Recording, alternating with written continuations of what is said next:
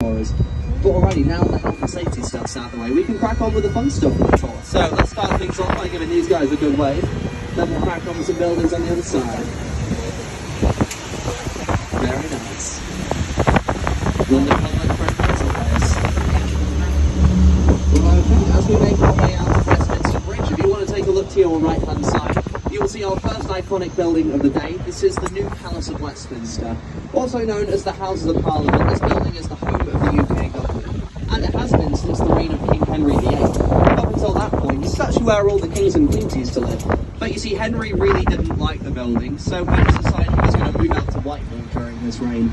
And when he moved out, that is when the very first medieval government was established on these grounds. And of course, it is still the home of the government to this very day.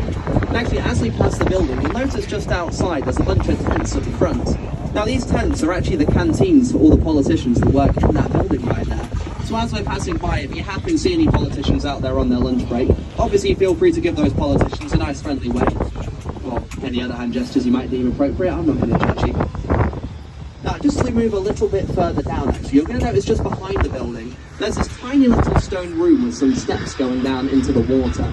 Now, that tiny little stone room right there, at one point in its life, used to be the smallest prison in all of the United Kingdom. That's right, that was a genuine prison in that tiny little room. And some pretty famous criminals have stayed there over its years, but probably the most famous of all of them was a certain man called Guy Fawkes.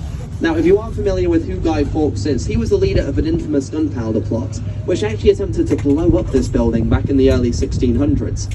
But you see, he was unsuccessful in this attempt, and after they captured him, he was then sentenced into that tiny room right there at the back of Parliament. But what they would do is they'd send a boat down early in the morning to collect you from the steps. They'd then ship you down the Thames to the Tower of London, never to be seen again.